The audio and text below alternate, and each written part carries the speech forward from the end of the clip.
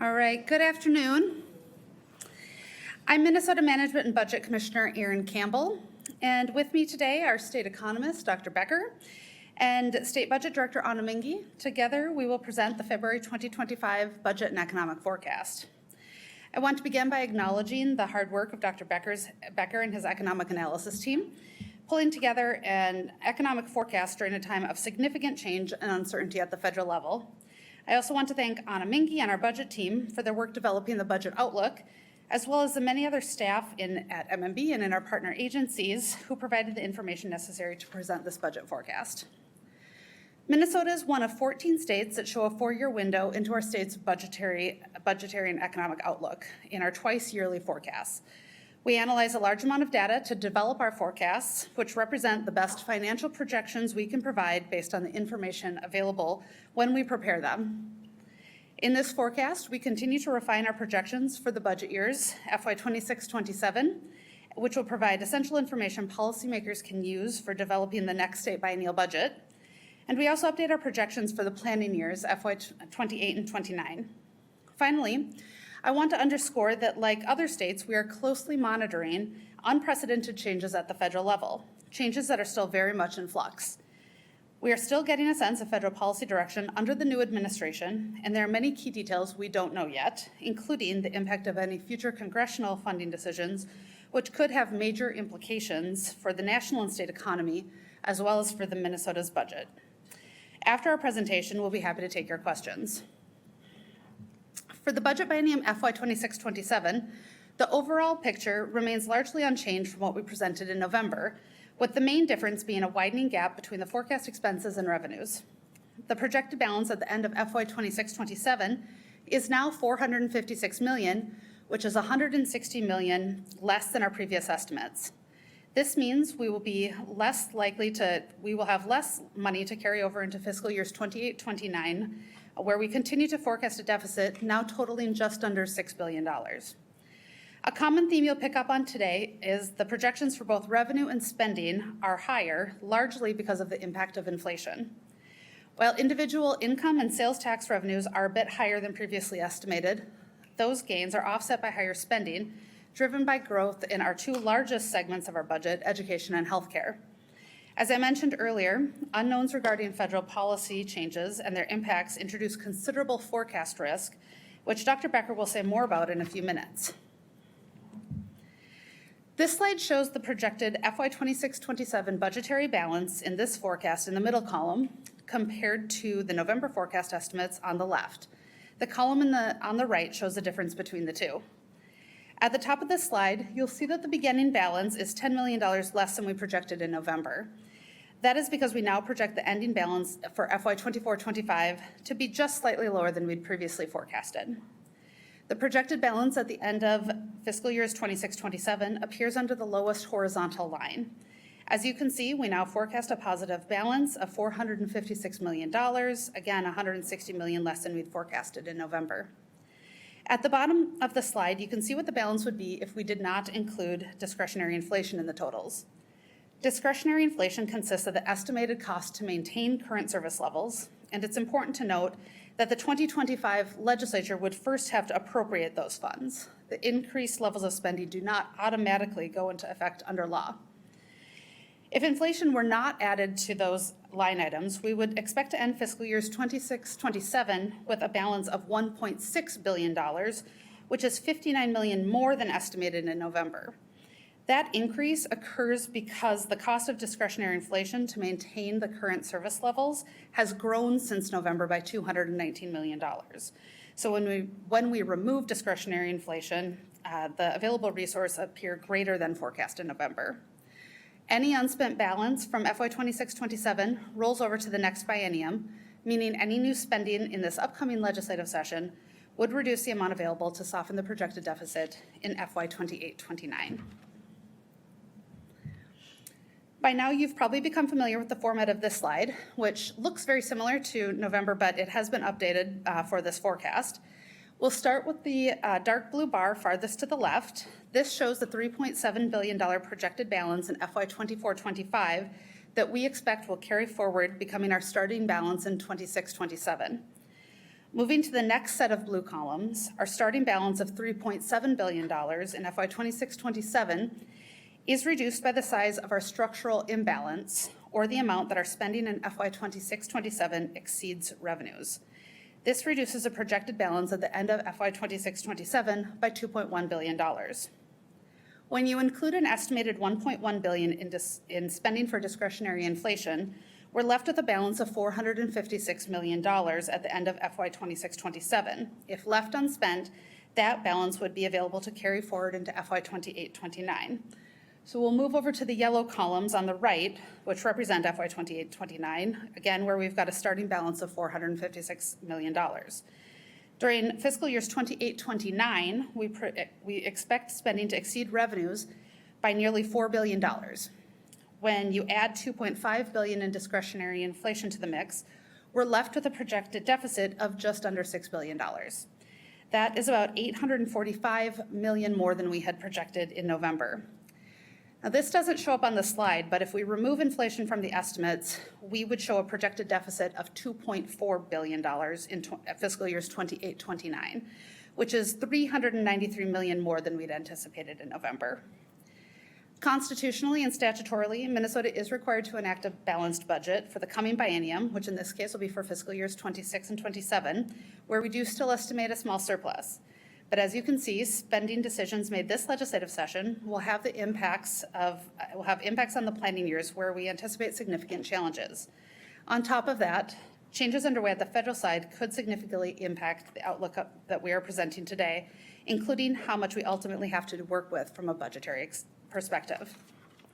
With that, I'd like to invite State Economist Dr. Becker to the podium to cover our economic and revenue outlook.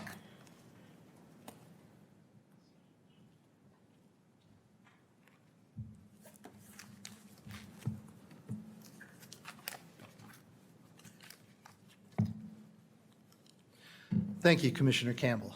I'm Anthony Becker, Minnesota State Economist. I'm going to start with a review of the U.S. economic outlook, highlighting the significant changes since November, move next to Minnesota's economy, review the forecast risks, and finally review our new revenue forecast for the two biennia. Since Minnesota's budget and economic forecast was prepared last November, the outlook for U.S. economic growth has been revised upward for 2025. But slightly lower growth is now forecasted for 2026 through 29. We've also seen significant upward revisions in the forecasts for inflation in both 2025 and 26 in all of the major price indices. Key interest rates are expected to remain above the November forecast levels, as the Federal Reserve is now projected to hold off on rate cuts because of rising inflation. Minnesota's economy is predicted to remain strong in the near term with a continued tight labor market, low unemployment, and rising real wages. At both the national and state levels, there is significant uncertainty surrounding trade, fiscal, and immigration policies. These uncertainties contribute to substantial downside risks through all the years of the forecast. Our macroeconomic consultant, S&P Global Market Intelligence, released their baseline forecast to us on February 10th, 2025. They assumed a 10% universal tariff, 20% tariff on China, and a 25% tariff on steel and aluminum imports. They did not include any retaliatory tariffs in their assumptions. We now have higher tariffs, including tariffs on Canadian and Mexican products, though the Mexican product tariff has been stayed, apparently for 1 month, along with substantial retaliatory tariffs in place or soon to be implemented from major trading partners. These are not included in the forecast. SPGMI's baseline forecast assumes that the Federal Reserve will lower interest rates once in 2025 and then pause further rate cuts until 2026. However, if inflation persists or even increases, the Fed may not lower its target interest rate as much as assumed in the baseline forecast. SPGMI assumes that current federal personal income tax policies are extended beyond their scheduled 2026 expiration.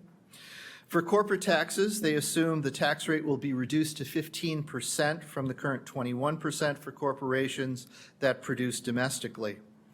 In addition, they assume increases in or suspension of the debt ceiling as needed. Finally, SPGMI has reduced their forecast for net international migration by 500,000 people per year relative to Census Bureau projections for the years 2025 through 28. Please also understand that in addition to the recent tariffs I've mentioned, the forecast assumptions do not incorporate any effects of federal worker terminations, contract suspensions, or interruptions in federal payments. In the first chart, we show the SPGMI forecast for annual growth in real GDP. The Bureau of Economic Analysis, or BEA, now estimates that real GDP grew at an annual rate of 2.3% in the fourth quarter of 2024, substantially faster than they had assumed it would in their November forecast.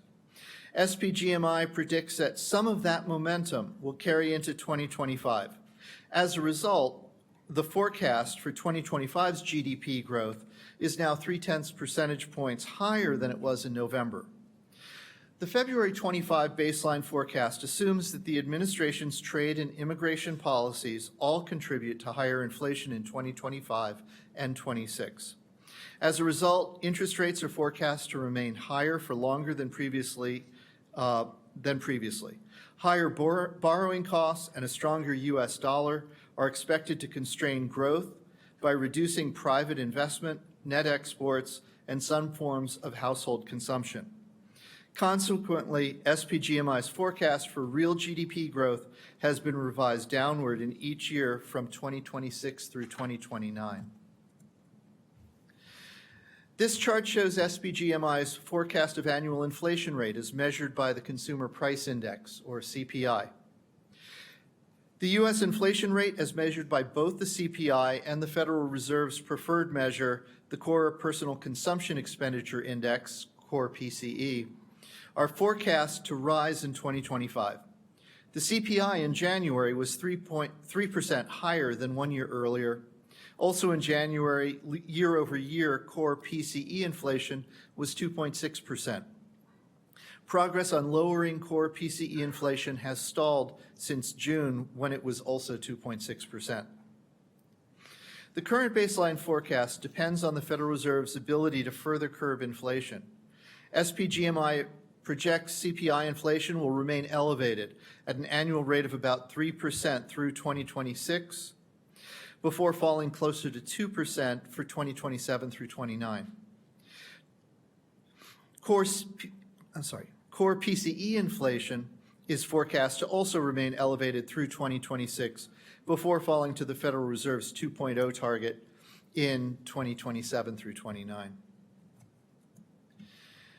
Here we show the federal funds rate and the 30-year fixed mortgage rate. SPGMI now predicts only one rate cut in 2025, with further rate cuts paused until mid-2026. In November, they had projected multiple rate reductions over the next 2 years. The federal funds rate and other interest rates, like the 30-year fixed mortgage rate, are closely but not perfectly related. When the Federal Reserve raises the federal funds rate, it puts upward pressure on mortgage rates by increasing banks' borrowing costs. Mortgage rates and other long-term rates also respond to lenders' inflationary expectations. In this forecast, because of a higher federal funds rate and higher inflation expectations, SPGMI forecasts the 30-year fixed-rate mortgage will remain above 6% into 2027. If inflation rises above the forecasted levels, the Federal Reserve may act less aggressively in lowering interest rates than assumed in this baseline. Higher interest rates would tend to reduce private investment, both business and residential, and some forms of consumer spending, dampening GDP. Turning now to the Minnesota outlook. A crucial variable influencing Minnesota's individual income tax liability is total wage and salary income. As employers face increased competition to fill open positions and businesses make investments in technologies that enhance productivity, wage and salary income per worker is expected to continue to increase. While our estimates for wage growth in 24 and 25 are little changed since November, our forecast for wage and salary disbursements in 2026 is 1.2 percentage points higher than we had forecasted in November. This results mostly from higher inflation in 2025. The demographic reality of Minnesota's baby boomers aging out of the workforce and the assumed limits on international migration, coupled with the state's already high labor force participation rate, will continue to limit employers' abilities to add jobs. The state's labor market has cooled somewhat from the record low unemployment rates and record high job vacancy rates that we experienced over the past 3 years. The unemployment rate in Minnesota remains low at 3.3%, 0.8 percentage point below the U.S. rate in December. Although the unemployment rate has increased slightly over the past year, this is still a low unemployment rate compared to our history, and Minnesota still has a tight labor market, with 16 job openings for every 10 unemployed workers in the state. I'd like now to highlight some forecast risks, or things that may push the true path or push the actual path of GDP and incomes off of the baseline forecast. First, SPGMI's February outlook does not fully incorporate potential tariffs or trade policy uncertainties. Tariffs have the potential to cause additional inflation, which would likely trigger a response from the Federal Reserve in the form of higher interest rates or delayed lowering of rates. These higher rates would tend to suppress private investment, both residential and non-residential, and consumers' purchases of big-ticket items, such as motor vehicles and some durable goods. Further, policy uncertainty can cause businesses and consumers to be less willing to take on debt, which could also reduce investment and consumption. Second, policy changes and uncertainties at the federal level introduce important forecast risks through employment. The projection for federal government employment has changed considerably in recent weeks, but is not yet accounted for in this forecast. The spillover effects of federal spending pauses and contract terminations are also not accounted for in this forecast. Third, SPGMI assumes suspension or raising of the debt ceiling, extension of the provisions of the 2017 Tax Act, a reduction of the corporate tax rate, some exclusion of overtime and tip income, and no reductions to Social Security or Medicare benefits. Deviations from these assumptions could lead to economic outcomes that differ substantially from SPGMI's baseline forecast. Fourth, the current baseline forecast depends on the Federal Reserve's ability to further reduce annual inflation rates to their target rate of 2%. If inflation persists above the target level, the Fed may delay interest rate reductions compared to what is assumed in the baseline forecast. As I've already mentioned, higher interest rates would tend to suppress GDP growth. In addition, the possible effects of proposed tariffs and immigration policies could put upward pressure on prices and wages, threatening the forecasted monetary policy path. And high federal deficits and national debt could weigh negatively on economic growth in the long term. Finally, with 28 months remaining until the end of the 26-27 biennium, even small changes in the assumed rates of growth in important revenue sources can generate large changes in the revenue outlook for this biennium. Moreover, uncertainty in federal policies, coupled with the difficulty of projecting long-range economic conditions and taxpayer responses to law changes, warrants caution when using forecasts for the FY 28-29 biennium. There are some potential upside risks in this forecast. If the administration does not fully implement its proposed tariffs, or if it rescinds some of the announced tariffs, there would be less inflationary effect. There is some upside risk that the fiscal stimulus from promised tax cuts and exclusions would add to real GDP growth. Over the longer term, technological advances could improve productivity and raise economic growth above the baseline forecast. Let's turn now to the revenue forecast. The first two columns of the table show our current forecast for the next biennium and the change from the November forecast. And the second two columns show the same for the FY 28-29 biennium. Total revenues for the 26-27 biennium are now forecast to be about 1% higher than in November.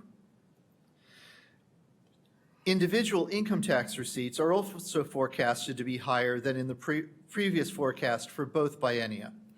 We now know the tax liability for tax year 23, and it forms the base for this forecast. It is slightly higher than we had estimated it would be in November, raising the starting point for this income tax forecast. Beyond FY 25, three primary factors are driving the individual income tax forecast, and these are a higher forecast for wage and salary disbursements that I showed earlier, a higher forecast for capital gains realizations and interest income, and a lower forecast for non-farm business income. Sales tax revenue is higher in both the FY 26-27 and FY 28-29 biennia than in our prior forecast. This is due to higher than expected net sales tax receipts since November and an increased forecast for taxable sales, such as sales of durable goods. For corporate revenues, a higher base from higher receipts so far this fiscal year and a slightly higher forecast in FY 25 is offset by a lower forecast for corporate profits for fiscal years 2026 through 29. The net effect is a very small decrease in the corporate tax revenue forecast in this biennium and a decrease of $39 million in the forecast for next. All other revenue is now expected to be higher in both biennia compared to our November forecast, and this is mostly due to higher investment income on state fund balances. I'll now turn the briefing over to State Budget Director Ahna Minge.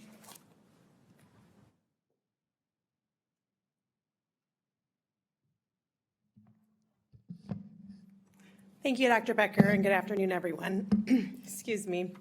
I'm Ahna Minge, State Budget Director at Minnesota Management and Budget, and today I'm going to walk through changes in the state spending forecast. This slide is a table that you may be familiar with, which outlines anticipated changes in general fund spending in the budget biennium of fiscal years 2026 and 27, as well as upcoming planning years of 2028 and 2029.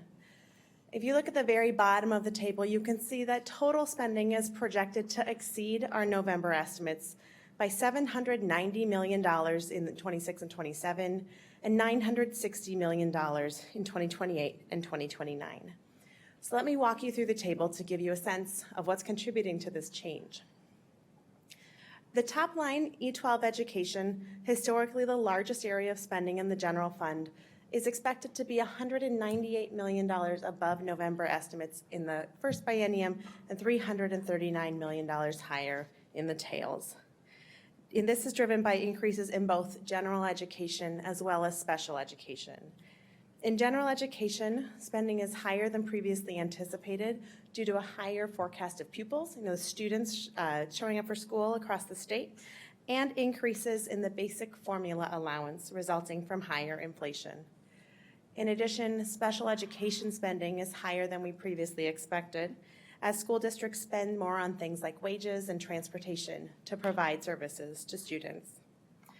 On the next line, Health and Human Services spending is also above previous estimates, in this case by $338 million in the first biennium and $359 million in the second.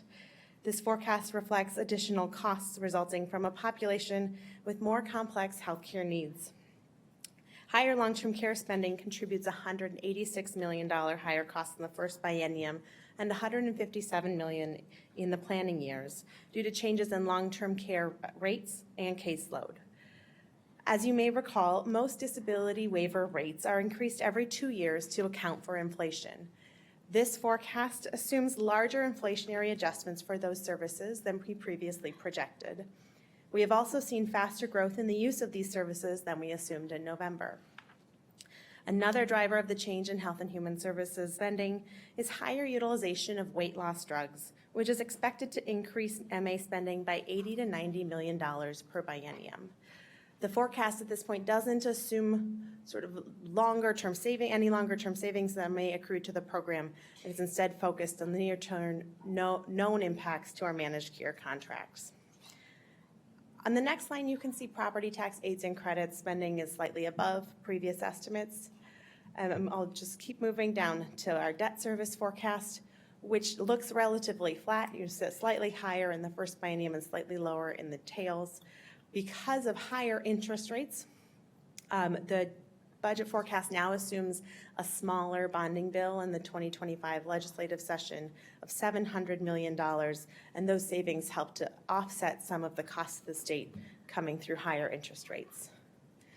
All other areas of the state budget are relatively unchanged, and the last line I would highlight is the line labeled discretionary inflation, where you can see that the cost is estimated to reach $1.1 billion in 2026 and 27, which is $219 million above November estimates. This increase is due directly to a higher forecast of the Consumer Price Index. This number is meant to be a guide for policymakers about the cost of funding state services in the wake of rising prices. We refer to it as discretionary inflation because it's only calculated for programs where cost increases aren't already automatically built into their funding formulas. I'd note that about 60% of the general fund is not actually included in this inflationary calculation because of the way that they are funded. It is really important to emphasize that this money doesn't flow automatically to programs. It has to be appropriated by the legislature, and policymakers have the choice, the discretion, to address inflationary pressures, to spend this money on something else, or to leave it unspent, which would benefit the general fund bottom line. So all of those changes combined add up to the bottom line change of $790 million in the first biennium and $960 million in the second. So let me dive into some of the trends underlying this summary information. This slide depicts general fund spending starting in 2024, the most recent year of actual data, through our forecast for 2029. It splits the general fund into three categories: education, health and human services, and all other. Typically, education and health and human services have been the largest areas of state spending. In 2026 and 27, they are expected to account for almost 3/4 of the general fund. You may notice on this slide the significant decline in the light blue bar from 2024 to 2026.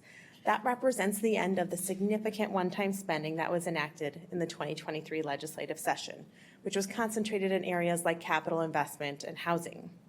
However, that's not the most important takeaway from this slide. E12 education and health and human services, as you can see, grow faster than the rest of the state budget. But for the first time ever, health and human services is expected to become the largest area of the state budget in fiscal year 2029. As you can see, that green line sort of passing the dark blue. As I've discussed in previous forecasts, this is largely driven by faster spending on long-term care services.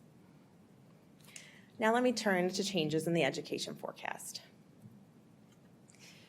As you saw, education spending is projected to be above previous estimates in 2026, 27, and 28 and 29. A significant driver of this change is the impact of inflation on the basic formula. Basic revenue is the largest aid stream within general education. It provides a statutorily determined per pupil amount to school districts. And beginning in 2026, that per pupil amount will be tied to inflation. We now project that the rate of inflation driving those changes is higher than the November forecast. The chart shows those projected increases in the formula allowance with the dark blue bar representing our current forecast and the dashed line representing November. By 2028 and 2029, we project a 1% increase in the basic formula allowance relative to November estimates. And while 1% might not sound like a very big number, it has significant costs when applied to a base of about $14 billion. I'd now like to pivot and discuss an area of risk in our spending forecast. As we've discussed in previous slides and in recent forecasts, Health and Human Services spending has grown from previous estimates and is growing quickly over time, driven largely by our medical assistance program, the state's Medicaid program. But it's important to keep in mind that for every dollar the state spends, the federal government is spending even more because they pay for roughly 56% of state medical assistance spending. This chart shows projected medical assistance spending by group and type of service. And on it, the state spending is the dark blue at the bottom of the bars, and federal spending is the green and light blue. In the total, the federal government is projected to provide $26 billion to medical assistance in the 26-27 biennium. And this underscores how sensitive our budget is to changes in federal funding. Because MA is a state entitlement program, reductions in federal funding will result in increased costs to the state budget. The U.S. House recently passed a budget resolution that calls for significant spending reductions in the committee overseeing Medicaid. The budget resolution doesn't address what policy levers Congress would use to achieve these savings, it merely sets a target.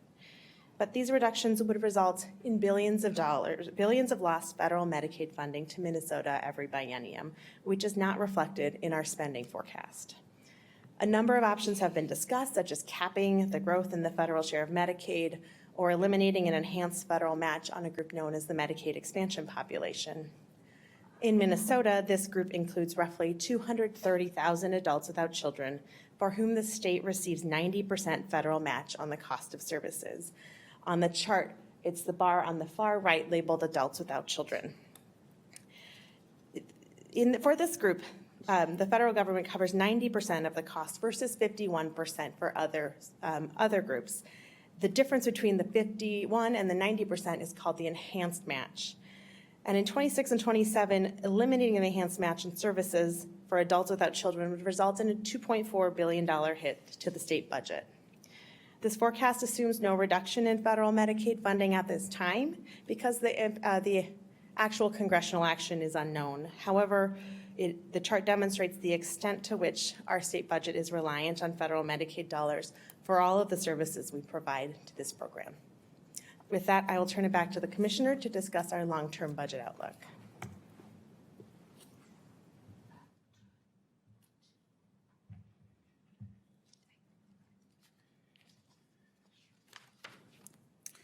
All right, thank you, Ahna.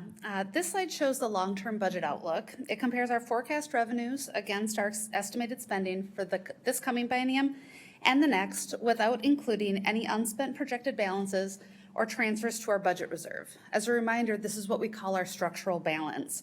In fiscal years 26-27, projected spending is $67.8 billion compared to $64.5 billion in revenues, leaving a structural imbalance of about $3.3 billion. Then in FY 28-29, total spending is estimated to rise to $74.3 billion, compared to $67.8 billion in revenues, creating a $6.5 billion gap in the planning years. You might notice the $6.5 billion gap is larger than the projected $6 billion deficit in the FY 28-29 biennium. The reason that the number on this slide is larger is because it doesn't include any of the money that we would be carrying forward from the previous biennia. This slide simply shows what we are estimated to take in during both biennia versus what we are projected to spend.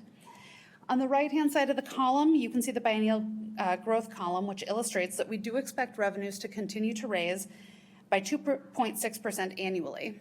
Estimated spending, including inflation, will increase at a faster rate of 4.7%, but if we take out discretionary inflation, spending would still grow, but at a lower rate of 3.8%. As you've heard during this presentation, rising inflation is one major takeaway from this forecast. Another that is not reflected in the forecast numbers is the federal budget uncertainty. Federal funding is critical to Minnesota. 1/3 of our state budget comes from federal funds. In FY 26-27, we estimate Minnesota will receive $45 billion in federal funds. with more than half of that attributed to Medicaid funding, which provides essential health care and supports to 1.2 million Minnesotans, including 42% of Minnesota's children. While the outcome is uncertain, we do know that recent U.S. House budget resolutions calls for $2 trillion in spending reductions. The Commerce and Energy Committee, which oversees Medicaid, is expected to cut $880 billion. How much of that will come from Medicaid is unclear, but it could range from $600 billion to the full $880 billion. A cut of that magnitude would amount to an 8 to 12% reduction in federal Medicaid outlays. If that reduction were distributed proportionately across states, Minnesota could see a reduction of $1.2 to $1.6 billion in FY27 alone, and that amount would increase over time. The Senate budget resolution calls for smaller cuts, so what the end result will be and what the actual financial impact to Minnesota is yet to be determined. But what's important to note here is that under current law, the state will be required to pay any portion of Medicaid costs that the federal government does not. This is true for many other entitlement programs outside of Medicaid as well. If the federal government makes significant reductions in Medicaid, it could result in a dramatic hole in the state's budget. If that happens, Minnesota policymakers would be faced with very difficult choices. They could make changes to entitlement programs to reduce rates, benefits, or eligibility. They could look for new state revenues, or they could make significant cuts in other areas to preserve sufficient funding for the Medicaid entitlement programs. At this point, it's our hope that Medicaid is not cut or that reductions are minimized, but we want to be prepared and appropriately set expectations, in particular as it relates to the forecast we're presenting to you today. What you see here is what we think is accurate now, and future federal changes could have a significant impact on our available resources. Today, we've discussed the budget outlook and the uncertainty associated with federal funding and policy shifts. In the weeks and months ahead, Minnesota policymakers will need to decide how to account for the potential impacts of federal actions and growing projected deficit in the planning years. But as we close out this presentation, I do want to reinforce that we continue to be well positioned to make thoughtful and strategic decisions that will improve our ability to weather and the uncertainty that we've highlighted. As a starting point, we have the benefit of a strong foundation of fiscal planning in Minnesota. The last several forecasts have reflected positive balances in the budget biennia, in part because policymakers had the foresight to leave considerable resources on the bottom line over the last several years. Our 4-year budget and economic forecasts provide information to policymakers that help them understand where anticipated spending growth and revenue do not align, giving them time to understand risks and identify solutions. Between these forecasts, we continue to watch for significant changes through monthly revenue updates and close monitoring of federal actions, along with our quarterly economic and budget updates. And our nation-leading budget reserve policy means that our reserves are fully funded. Keep in mind, those reserves are designed to be a temporary source of funding in the wake of a major unexpected drop of state revenues after a budget has been set, buying policymakers time to make the necessary adjustments to bring the budget into balance. While we don't expect we'll need to tap into those reserves, it is a welcome safety net given the potential uncertainty we're facing. It is more important than ever that policymakers give careful consideration to the factors driving state revenues and spending today, along with anticipated federal funding and policy shifts, in order to shape a state budget that will not only meet Minnesota's needs in the coming biennium, but also set us up for success for years to come. And with that, we're happy to take questions. Uncertainty on your state, what this is, have you ever seen anything like this in your career where the forecast could change, like maybe in another forecast or recession?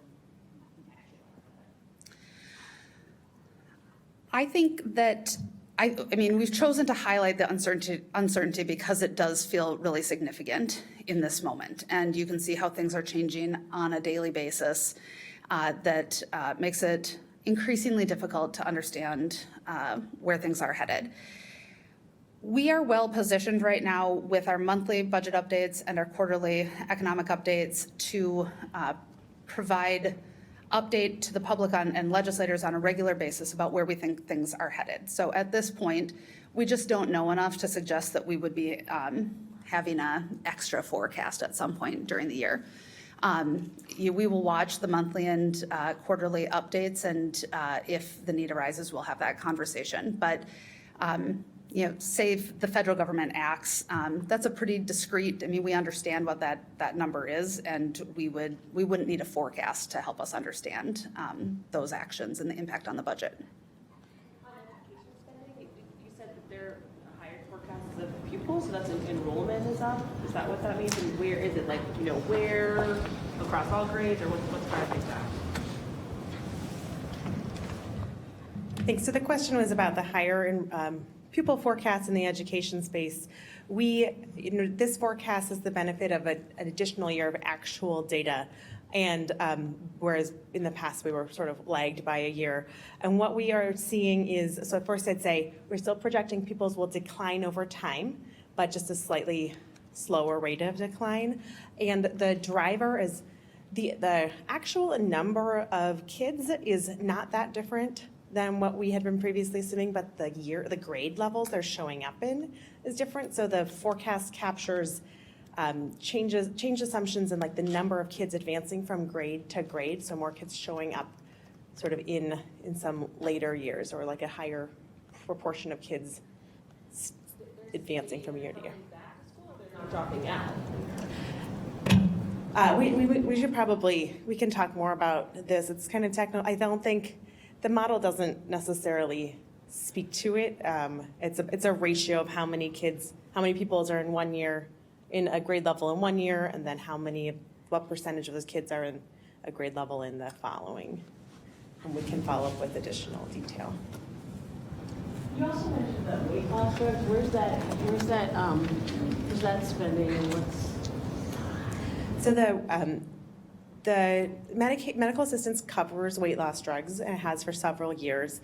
Over the time that we began covering these drugs, there was only one approved by the FDA. Since that time, the list of approved drugs has grown, and the state has to sort of cover all of the drugs within that class. And what we've seen is from 2023 to 2024, a 90% increase, roughly, in the number of patients accessing those drugs through medical assistance. And what that drove was an increase in the rates we're paying to our managed care organizations, who provide coverage for the vast majority of folks who are receiving their health care through medical assistance. We've heard a lot from specifically the Republican side of the aisle about how the state spent itself into this deficit. How much can we attribute, sort of the forecast that we're seeing, that forecasted deficit to spending during the previous biennium, tax policy changes during the previous biennium? In terms of the state budget, there are a lot of different things going on, but it's not accurate to, you have to take spending and revenues together in order to get to the conclusion that we're bringing to you today. Where we have really focused is on where there is growth that is really exceeding revenue growth. And so you know that we've talked about that in places like special education and waiver growth. Ahna showed the slide that really depicts the trajectory that those things are on. And those are not decisions that were made necessarily in the last legislative session. Those are things that have been on that trajectory for some time. Commissioner, this may delve into the realm of politics, but I'll ask it anyway. Given the differing budget cycles between the state and the federal government, okay, now you mentioned it's too early to tell whether you'd have to do an interim forecast as an example. What would you put the chances of lawmakers having to come back after a regular session or whenever they actually wrap up this budget and make adjustments? Are you able to, do you have any feel for that? Well, the devil will be in the details in terms of when, if the federal government acted, resulting in major losses to federal funds at the state level. The answer to that probably depends on the timing in which those federal laws go into effect. If it affects the 26-27 biennium, then I think that there's a good chance that, depending on the time of year, that folks might have to come back to address that problem sooner than later. Can I just ask a question about your level of uncertainty here, a follow-up to the first question that was asked? Have you ever seen anything quite like this? And in terms of what you have to do, risk is always, and uncertainty is part of your forecasting. But it sounds like the potential changes here are so enormous, including some pretty strong signals you've already gotten from congressional votes. I mean, how big is this in terms of a potential change in what could happen here with all of this? I think that there's a lot of risk in front of us right now. You've got a number of policy actions that, again, sort of change day by day. And then you've got the federal funding reductions. And I think that the risk has to be high just based on the value of those resources to the state budget. That's an enormous amount of money. And if federal action meant that we would lose those resources, the impact to the state budget could really be devastating. There's two things here that I think I want you to address. One is, this is showing the differences from the November forecast. That's one batch of numbers. Yeah. But the bulk of this was in place in November. Really, the changes from November to December are significant, but kind of smaller than we've seen in a lot of forecasts lately. So the inflationary increases that are causing problems since November are important, but the bulk of this was in place in November. So how much of this is things that happened before November, before Donald Trump entered office, and how much of it is what's happened since November in these changes to spending and revenue? The factors driving the November forecast remain the same in this forecast. In terms of what's driving the change from November, it is largely attributed to inflation. But that doesn't take away from some of the underlying trends that we have been seeing in recent forecasts, in particular in some of the high growth spending areas. A question about the rainy day fund. Isn't it at a record high right now? And how much is it? And can that be used? Can't that be used to plug any drastic changes to Medicaid funding? So yes, it is at an all-time high right now. It's about $3.5 billion when we include the cash flow account. And the budget reserve is there for an unexpected downturn in revenues after a biennial budget has been set. And so we would really, from MMB's perspective, suggest that we need to that's meant for a moment where if there was an unexpected downturn in the economy and our state revenues really petered off, then that would be the type of moment where we would suggest the budget reserve is appropriate. I do think that it is. Is that moment, or is this not a COVID moment? We would tell you that today is not the rainy day. Commissioner, along that same line, unexpected economic downturn. If we go the route of tariffs, and if there's an effect that it pushes inflation up and the Fed makes adjustments and so on and so forth, it could dampen economic growth. I suspect a lot of people are wondering risk factors, and this may not be a fair question, I understand that, but risk of a recession and how significant a recession. I understand beyond what the forecast is saying, okay, do you have any feel for that with your experience? I would actually ask Dr. Becker to help me out with that. I'm going to phone a friend.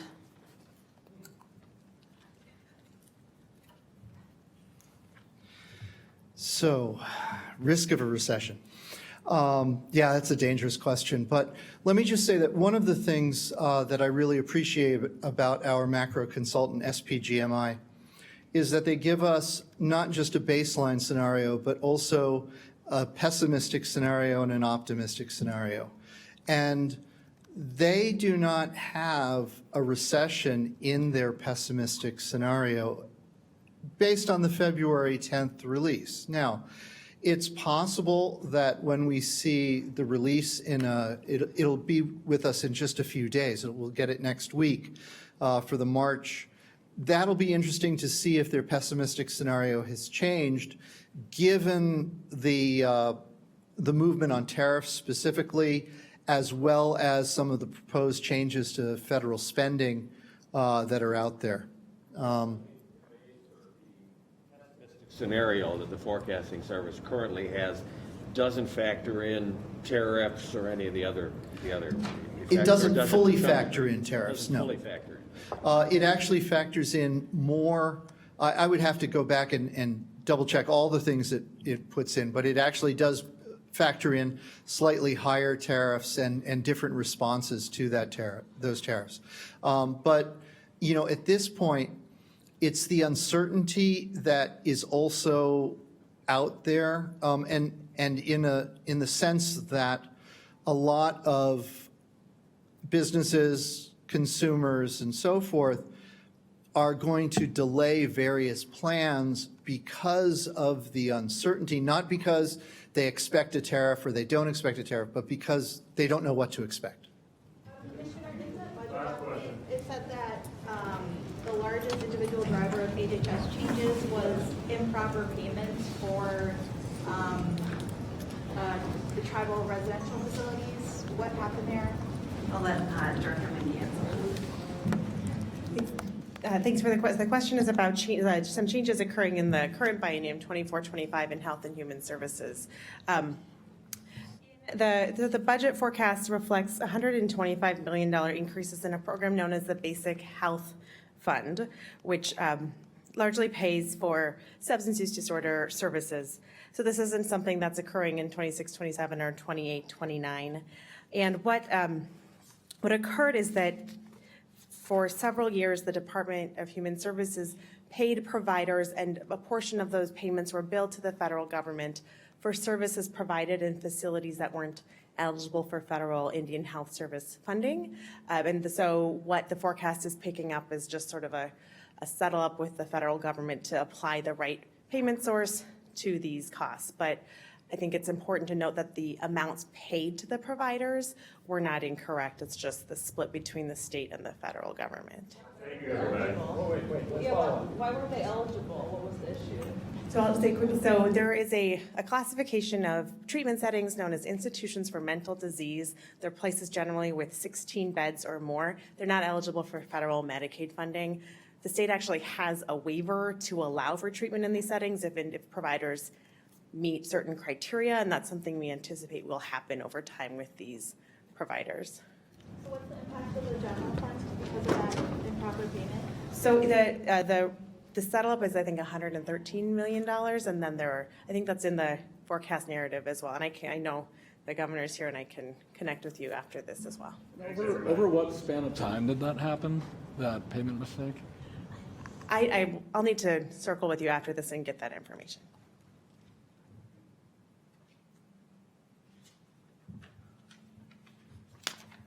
Good afternoon, everybody.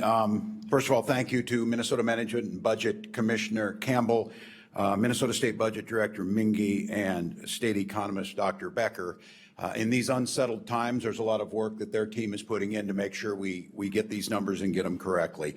And I'll say what I stood here in November and said, and it holds true, maybe more so now. Minnesota's put our money into things that invested to improve people's lives, public education, tax cuts for the middle class, feeding our kids, education, and innovation in our business community. The challenges you just heard require us, when we put out the original budget, and it is now more important than ever that we implement that, a responsible, measured, honest budget that tackles our challenges at the state level. But what's clear in this budget picture, and you just heard it, is that there is a storm at the federal level, and that storm is Donald Trump. That's the thing that's changed between November and today's numbers. The uncertainty and the destructive chaos is one thing. We walked in here, we talked about the tariffs, and during that time now, we're hearing that some of the things from the USMCA will be exempted from this. This is chaos. It's nonsense. It's not how you run any business, let alone the federal government, and the impact on states is immense. I don't have a crystal ball to tell you how he's going to act. I can tell you yesterday I had conversations with our neighbors and our biggest trading partners, Premier Canoe in Manitoba and Premier Ford in Ontario, and the havoc it's wreaking on their people is being felt. They are going to have to respond accordingly, and the states are going to be put into that situation. Now, look, I know Donald Trump doesn't care about balancing budget. His proposals add $8 trillion to the federal budget. You heard this numbers up here, and I think you're going to get an opportunity to hear some of these leaders up here. I'm going to give a shout out to some of the members of the Republican caucus in the Senate and the House who put Minnesota above politics and wrote a letter that clearly described what the Medicaid cuts would do. I don't believe they agree with me on this. I don't believe they will agree necessarily that the budget is exactly where it's at.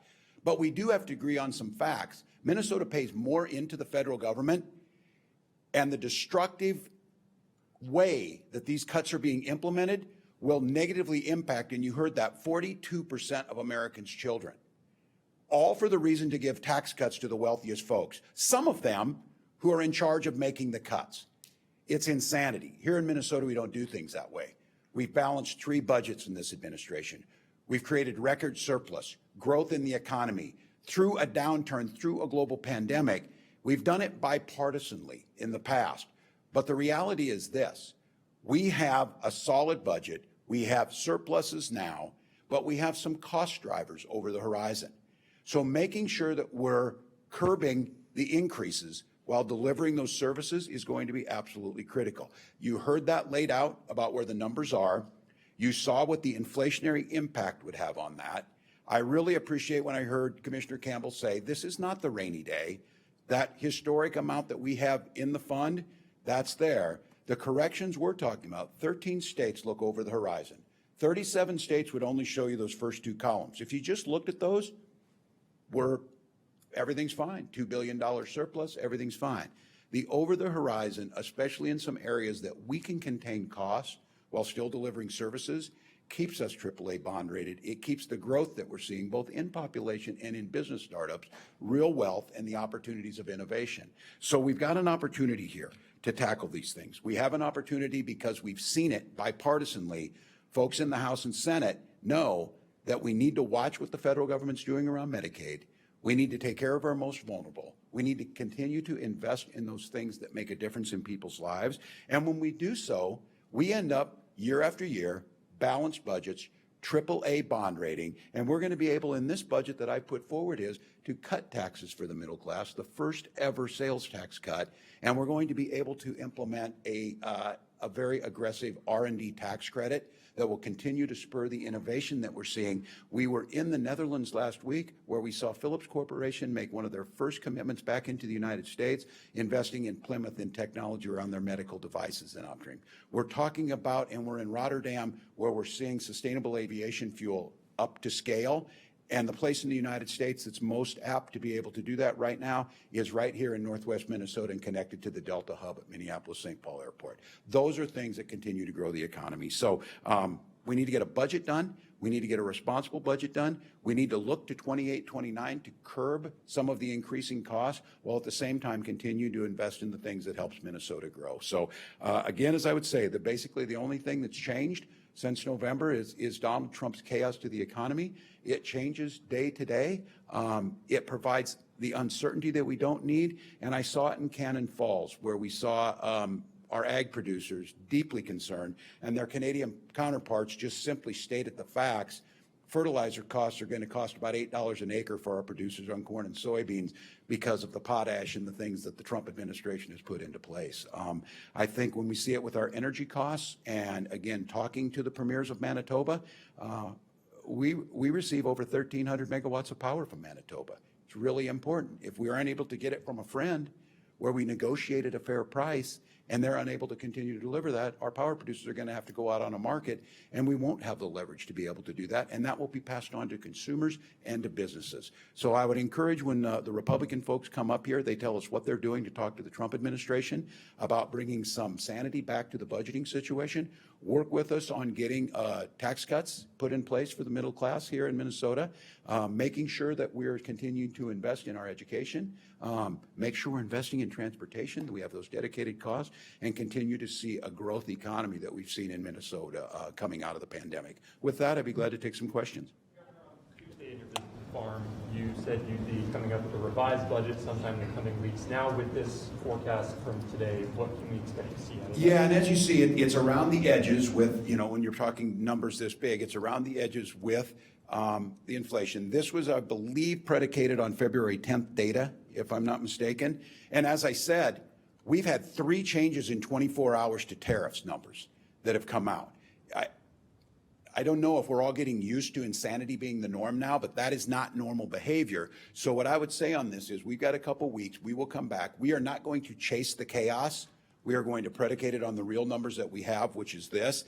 And I think what you'll see us, we'll come back with those numbers. They will balance as we always do. But I think the base of that budget is now more important than ever to make sure that we're containing those costs in the areas that are driving over the horizon and continue to invest in the things that make us our growth. Governor, this doesn't have the federal cuts, freezes, layoffs. No.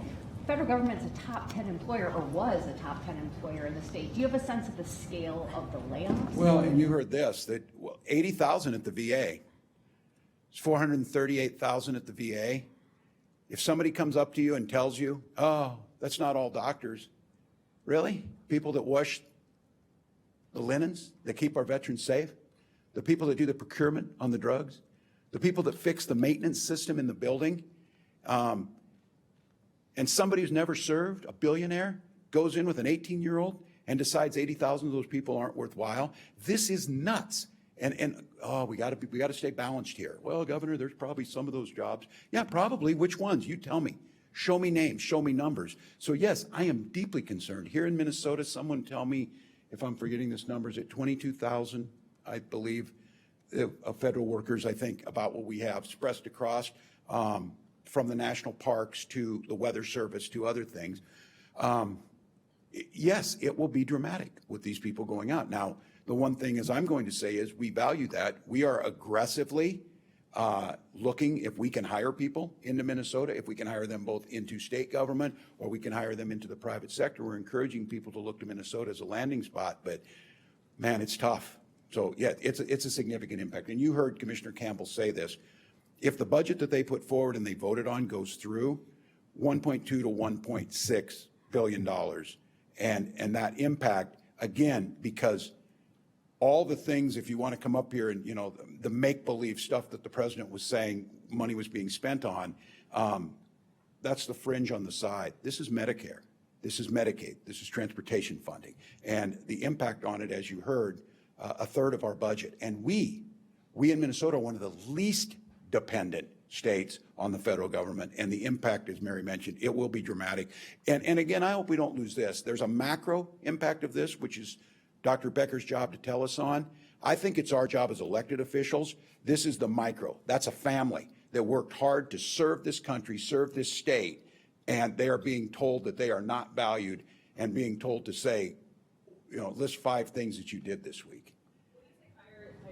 Some of these workers into the state government? Are you talking about existing vacancies or adding? If we have vacancies open, yeah. If we have experts and we have state veterans homes that we're always trying to find people in. If we have folks that know how to care for veterans, we would look to try and do that. But it's hard to absorb it. Now, look, folks are looking for workers, but these are professionals that are being let go. Beyond the federal stuff, you've got the forecast showing even more growth in the HHS and education, special education, disability waivers. Do you foresee having to have even stronger curbing of that growth as you propose it? Well, I think that's what we'll get into. And I think it's because this is reasonable. It's stretched over the 2 bienniums where we get a handle on this, where we don't have that rainy day. It's not a crisis. There's time to do this because everyone here and every legislator that stands in front of you is going to have to recognize that if we don't do this, it will be there. And as I've said, it'll be 1/8 of the budget by 2028, 29. It'll be about half the budget by 2035. I think this path is still there. This is a relatively small on the edges of this to be able to adjust. So I don't think we're going to be asked for any more. And again, the goal of that is not stopping or cutting, curbing growth to fit within where our revenues are. And again, we have an opportunity here to tackle this on the front end so that we don't have to have the crisis situation or the rainy day. So I got one here and then I'll go to the back. Esme? Why isn't this potential? You're laying out a crisis. It's something that could be devastating to Minnesotans, especially in the area of Medicaid cuts, all those things. Shouldn't Minnesotans be comforted that you got this $3.5 million in the rainy day? And why wouldn't this be a rainy day situation? Well, certainly, because not in this biennium, we don't have that. We have a surplus. We have a $2 billion surplus we'll end with. This is the over the horizon. And again, if you use that as one-time spending, the cost drivers I'm talking about, you could put 10 billion in one time in it, and all you're doing is prolonging it, and it will be worse when it comes out of that. So we're certainly will do what we can, but I just think if you see the 1.6 billion cut on the conservative side of this, if Minnesota uses half of our surplus to put into that to try and protect, when the real crisis comes on March 14th, if they shut down the government, or if they choose to cut into other things, I think our analysis of this is this could get far worse. We're not in a crisis right now. We're not in a rainy day. Eddie mentioned until now of the government shutting down, which both sides seem to indicate that it probably will. I mean, how much of a factor would that be in all this? Well, I would have our folks come up. We've been through this exercise before. It was Commissioner Franz at the time where our teams will start and they already are on the periphery looking at this. They will start planning what that looks like on the loss of receipts that we're going to receive and all of that. We had to do this back, I believe, was it 2019 when we had this situation when they did shut down. That planning is started now. It will increase dramatically if it looks like it, and I think it doesn't appear to me like they're moving towards a workable solution. But we will be ready for that, and then we'll put out as soon as we can, as we did last time, what those impacts will be. I'll go to the back, Evan. I'm going clear to the back first. Go ahead. Governor, does this whole uncertainty cause you to start to think about a whole different budgeting process? I mean, you have a discrete process now that happens every 2 years, basically, with maybe a little fix in the off year. But with so much uncertainty now, are you going to have to do something that's a little bit more continuous or rolling? That's interesting. The interesting point. The point is with the uncertainty we have, and we do 2-year budgets, I see some accomplished legislators sitting here that I'm going to use my chance to let them maybe talk about this. They do have the experience in this, but I think your point, Evan, is well taken, meaning we do the biennium budgets and then we come back and we do basically off-year policy and bonding or whatever. In today's modern world with the uncertainty, does that make sense? I will defer to the legislators, but I think it's a question we should ask because I do, and it's one that, it got asked. I'm not going to say it. Do you do more forecasts? And obviously we have this question. No, not necessarily, but I think all of you get what we're at here. This happened in November. We come out with a forecast and we said, well, there was an election, there'll be changes, won't February look different? Well, here we are, yes. So I hear you. I think it's worth considering. I think, again, that it begs that question, what happens if you do a budget, the legislature starts working, and the federal government makes more massive changes? I think the answer to that is we cross that bridge when we get there. So the president, a couple nights ago in the address to Congress, seemed to minimize the effect of the tariffs on the economy, saying we're going to have hundreds. You do that when you're a billionaire because it doesn't really impact you. So I'm just saying I'm not surprised by that. He says hundreds of billions of dollars of manufacturing investment is going to come in. Do you buy that? And if not, do you have fear that there's going to be a recession that will then have? Look, I'm not going to speculate to that point. I think you prepare for that. But let me just say this about what he said. It's not just that I don't agree with that. It's that not a single economist agrees with that anywhere. It's not another country's budget director agrees with that. And the history of economic use of tariffs and trade wars like this, there is no instance of doing any of the things that he said. So I don't know what else to say on this. It isn't political for me, and I would love this. If everything he said, we saw massive growth, massive remanufacturing, massive numbers. We find workers apparently that are around that, we all know how hard that is to find. If all of those things worked, that's great. My beef with him is not that I just want to pick a fight. My beef is this is lunacy. And I will make the case on this. Coming from someone who not only could not do budgets, could not do business budgets, and could not keep businesses in place. When you have a casino and you can't make money, that ought to tell you something. Republicans are proposing to delay paid family and medical leave rollout and make some other changes to the program. At a time when more people are going to get laid off and need to do this? Would you support any changes if it came with cost reductions? Well, we'll always look for cost reduction, but I'm not interested in cutting benefits to people. I'm not interested in us joining the rest of the 197 countries of the world that have paid family medical leave. I think us in Yemen, maybe.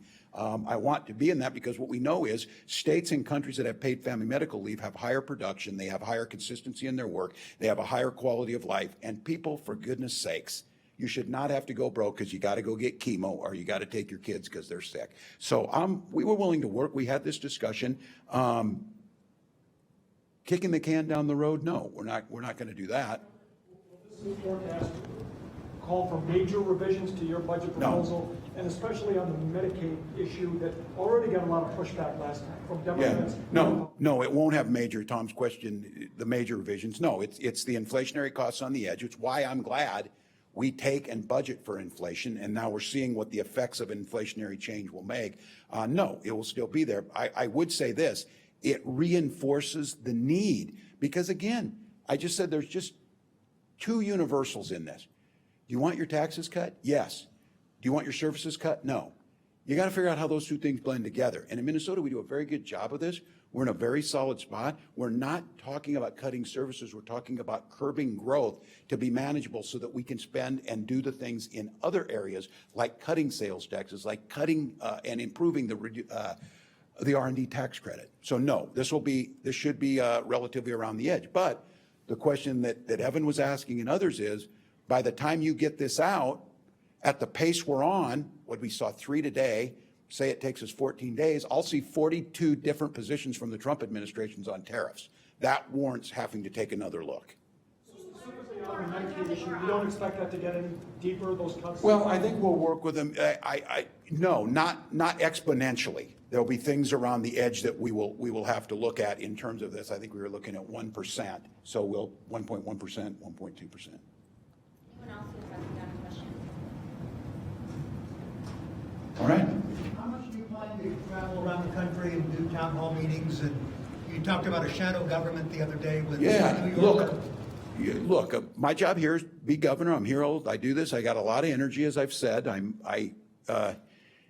I don't even think the Republicans would criticize if I wasn't as around as much because they probably don't want to see me. I'll go where it needs to go because I think there's an issue here.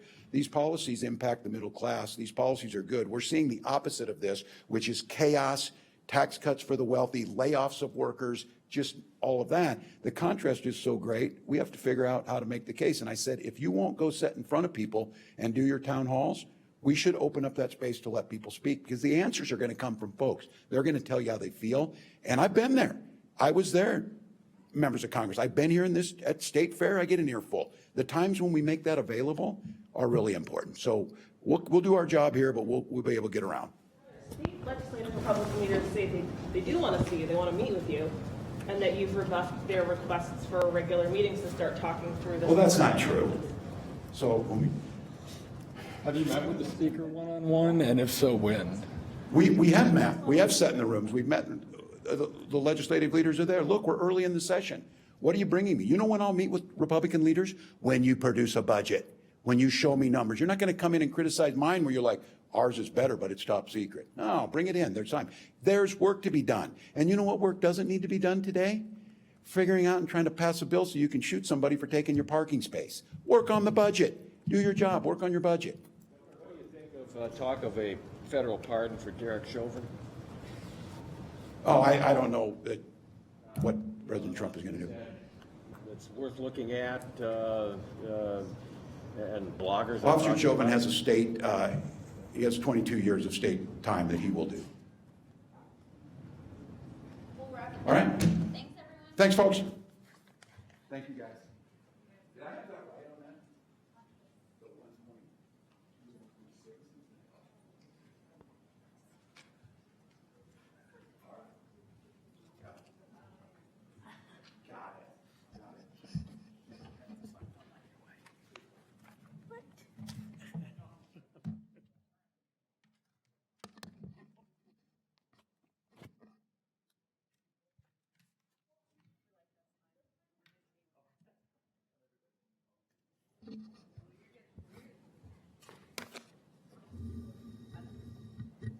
You ready?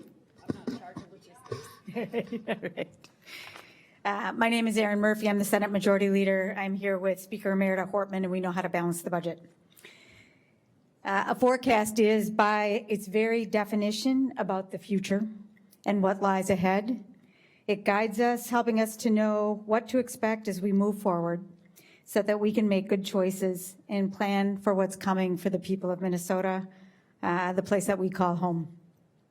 Today is not a day to look backward, but to be clear-eyed about what comes next. Today's forecast tells us that in this present moment, we have a stably balanced budget, we have a surplus, we have a stable economy, and we have the strongest budget reserve in the state's history. It tells us that in Minnesota, we have made sound decisions, we are good fiscal stewards, and we are in a strong position to face what lies ahead. Minnesotans elected us to take on challenges, to tackle hard conversations, and find creative, meaningful solutions. We together have faced worse economic positions in the past. With strong leadership and the contributions of hardworking Minnesotans and the economy they create, we have turned potential deficits into surpluses. But never in our history have we had to do that work up against a president who seemed hell-bent on crashing the American economy. Only one thing has changed since the November forecast, and that is the inauguration of President Donald Trump. In the last 50 days, the stock market has tanked and more than 170,000 Americans have lost their jobs. In Minnesota, his recklessness has shrunk our state surplus by $160 million. Trump and Elon Musk are bragging about their chaos. They're causing it, and my Republican colleagues here are standing with him, cheering them on, and in some cases hiding from the public. Trump, Musk, and the Republicans in Congress are threatening to cut $2 trillion in essential services, programs people in every community rely on, like Medicaid and Social Security. Their budget would hurt schools, hospitals, seniors and children, farmers, people with disabilities, veterans, teachers, manufacturers, small businesses, and factories, and could have a devastating effect on our budget here in Minnesota, all to pay for tax cuts for the billionaires. Trump, Musk, and the Republicans in Congress have got to pull their heads out of their asses and get to work for the people of this country. The Democrats here will continue to stand up for all Minnesotans, and we will pass a balanced, equitable budget that does everything we can to protect Minnesotans from Trump's chaos and Musk's chainsaw.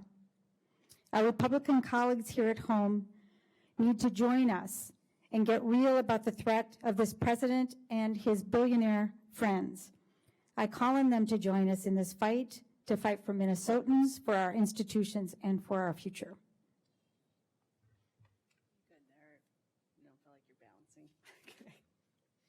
Good afternoon.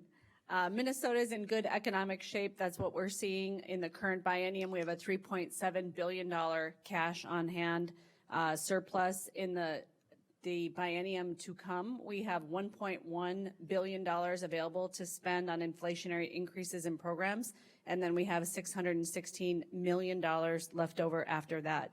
Minnesota is in good economic shape after 2 years of Democratic control. But we're already starting to see the negative impacts of Donald Trump's chaos, cruelty, incompetence in Washington, D.C. with the tariffs and increasing inflation and the uncertainty taking a toll on our economy and our state budget. Consumer confidence is plummeting. Grocery prices continue to go up. Experts are cutting projections for economic growth. You can see in the forecast that you just received, GDP is projected to go down. Inflation is projected to go up. Mortgage rates are projected to go up. Donald Trump is wrecking our economy. Manufacturers have reported steep declines in new orders and employment. We know that tariffs will raise prices for Minnesotans and alienate some of our closest allies and trading partners. Just yesterday, ADP reported that private employers added only half the jobs projected in February. Critical federal funding has been frozen. Dedicated public servants have been fired, all thanks to Donald Trump and Elon Musk's erratic actions, creating havoc in the markets and in the federal government. And this forecast does not account for anything that's happened since February 10th. As the governor noted, at the rate they're going, they'll change their position on tariffs 42 more times.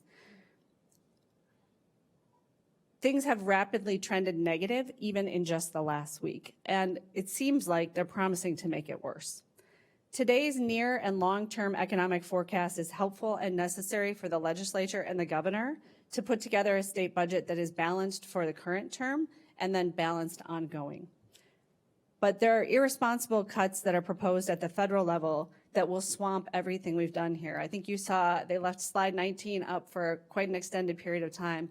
You could see in the state budget, $84 billion in revenue comes from state sources and $45 billion from the federal government. If we look out in the out years and we use the non-inflation adjusted numbers, or the inflation adjusted number of a potential $6 billion deficit, $2.4 billion if you don't count inflation, that is just absolutely swamped by $45 billion in federal funding that is entirely at risk under this chaotic administration. Instead of bringing down prices like they promised on the campaign trail, Donald Trump and Republicans in Congress are working to enact trillions in tax cuts for corporations and the wealthy, and they're going to pay for it by slashing federal spending on education and health care for children, families, seniors, and people with disabilities. Thanks to responsible DFL budgeting, we are in good shape.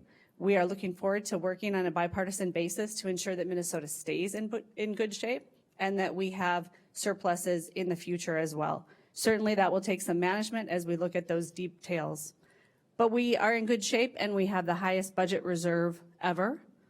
We are going to be, as Democrats, fighting to protect working class Minnesotans. In the last 2 years, you've seen Democrats working together to improve the situation for working Minnesotans and consumers vis-a-vis corporations that exercise excessive power to our disadvantage. We see Republicans fighting to preserve the status quo, where billionaires rig the economy to accumulate more power and wealth. But we'll keep fighting for workers and consumers, and we look forward to working together with Republicans to balance the budget. With that, we will take questions. How do you pass a budget with the uncertainty ahead? I mean, would you anticipate being in special session all summer, fall? Well, I would say we will enact a balanced budget by the time the legislative session is over. And if we have to come back in September and October, if the Republicans in Congress and the president screw it all up, we'll come back in September or October. We have to balance the budget. It's our obligation. We do it with this forecast in mind. We hope that the Republicans in the Congress change their minds and don't roll over to Donald Trump and do what he is suggesting they should do, because that would hurt the people of Minnesota. But for now, we're going to balance this budget to this forecast, and we're going to be done, knock on wood, by May 19th. It's been a couple of months now since we got that original November forecast that showed that deficit for the first time. And yes, we have a positive carryover balance projected for this biennium, but when do you start looking at where to make cuts? I mean, could you increase that carryover this legislative session? What might spending cuts look? Where are you guys looking like at first? Go ahead. We are, our caucus has been digging into this question now for many weeks, and there are many places to look in order to balance the budget. And we are going to consider the current agencies, the current budgets. We're going to take a look at things that we've appropriated for but haven't received a federal match, and that we don't anticipate our federal match given the new administration. So we're going through everything with a fine-tooth comb, but our objective is to balance the budget, to balance it out for the people of Minnesota, and to protect Minnesotans, particularly against the harms that are coming our way from Washington, D.C. There's just two things I would say in response to that question. Number one, the governor has proposed bending the cost curve on the rate at which expenses for disability waiver services are going up in special education. And like he said, he's not proposing a cut. He's proposing to slow down the rate of growth. So certainly we have to look at government programs where the rate of growth is higher than the rate of inflation. But you also referenced the carry forward, and the carry forward is critically important. As Democrats, we're leaving $3.7 billion cash on the bottom line. That's a big deal. Of the $17.5 billion surplus, there's 6.2 sitting around right now available to be used, 3.5 in the reserves and 3.7 in cash. If we can, with the Republicans, next biennium, leave Minnesota in that good of shape, there wouldn't be a deficit in the out years, because the $6 billion number, you have to understand, is a very conservative number because we put inflation back into the budget forecast. Because we used to not include that, and then people would wonder why it felt like we were running very fast and standing in the same place, because we weren't increasing government funding to keep up with inflation.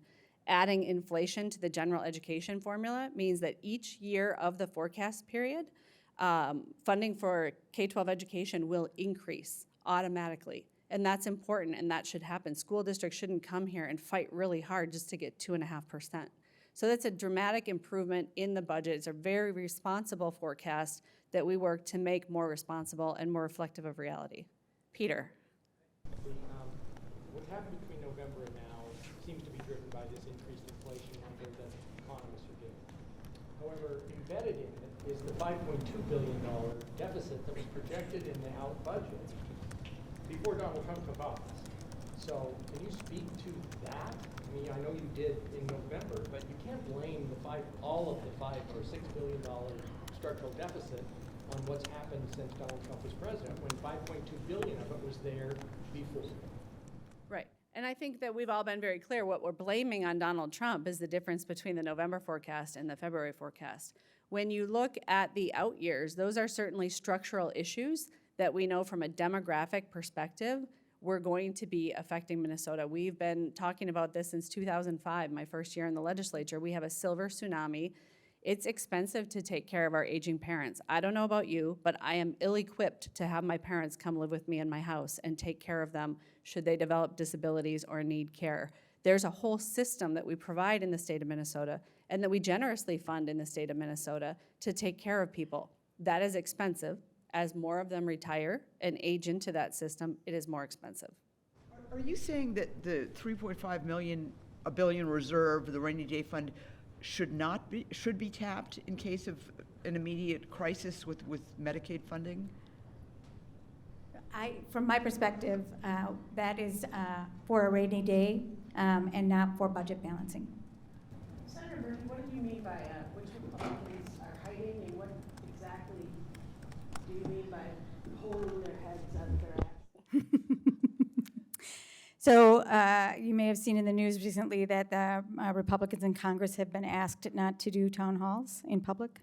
That seems to be hiding from the public. From my perspective as an elected official, the voters are the bosses, and we should be available to them. We are, they're not our subjects. We are essentially there to work for them. Regarding like heads out of asses, I will say that as we have been talking specifically about the budget resolution that was just passed in Washington in the House of Representatives, as we have talked about that issue, the jobs that are being cut, the contracts that have been frozen, the response that I'm most often getting from my Republican colleagues is, you know what, they're going to figure that out. That's not a real thing. We don't have to worry about it. It's a distraction. They're going to find waste in Social Security. They're going to find waste in medical assistance. They're going to find waste in Medicare. Those are important programs for the people of Minnesota. And so I think that we have to be clear-eyed and steely-eyed about what we could face. And so to Esme Murphy's question, the 3.5 that is in reserve could come in pretty handy if that budget resolution of $880 billion becomes law and we lose a lot of funding for our state budget here. That would come in handy in that moment, and that's why I don't think it is available for spending right now. Do the House and Senate bear any responsibility for that $6 billion projected deficit because of decisions you made in the last budget that increased spending by a big amount? No, that is far beyond the period that we budgeted for. For the period that we budgeted for, there are surpluses as far as the eye can see. Now, this is new information, and we will do what we always do, is we will balance the budget so that what you see in an economic projection, kind of long down the road, further than most states look, will be balanced by the time we leave here. But structurally, those things carry on. Absolutely. Some of the stuff you do in the short term has an impact in the long term. And that's why we're here now, is to budget for that period. That is our job this session. It's to budget for actually the 2 years preceding that, but to balance into the tails. If you Would you be able to give any more specifics on areas that you all are eyeing for potential cuts? You know what? I'm going to spend a fair amount of time between now and when we announce targets with my colleagues, and we'll keep you posted. By April 5th. And the House will have budget targets by April 1st. House DFL will put our proposal forward prior to that, then we'll compromise with our Republican colleagues and have hopefully joint targets by April 1st. Thanks. We'll let you talk to the Republicans.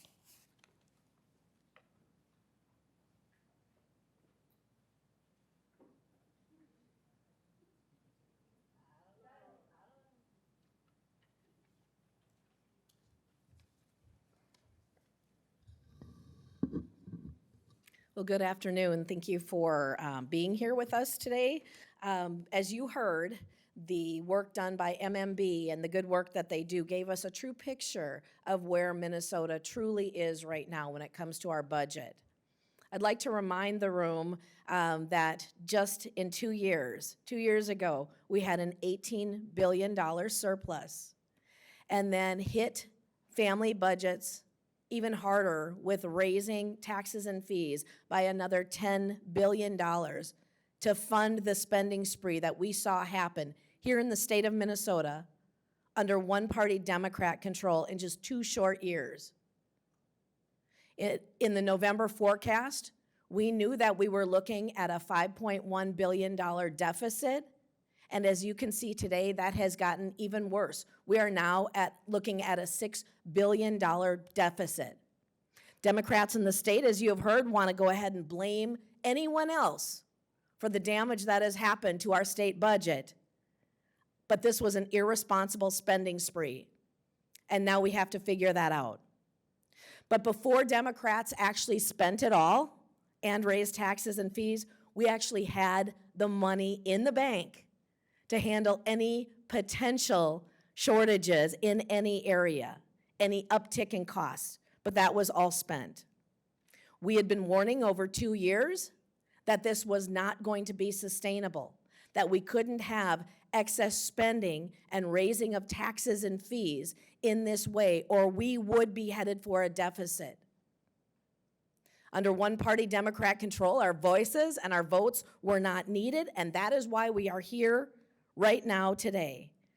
While our revenue grows in the state of Minnesota, our spending has gone even faster. But looking forward, knowing that we have a deadline of May 19th to pass a state budget, that will be a bipartisan budget, and we know that. My expectation is that Democrats are going to meet with us. They're going to meet together, and we will come to the table with both tax-saving cuts and absolutely no tax increases. We've got to come together to fix the mess that we find ourselves in today. You might ask, well, what things are you going to cut?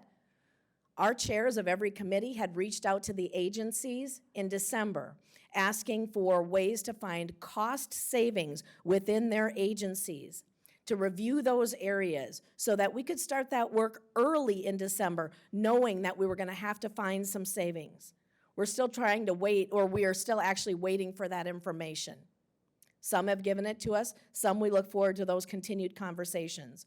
But Republicans are ready to work on a responsible and balanced budget that's going to fund our priorities.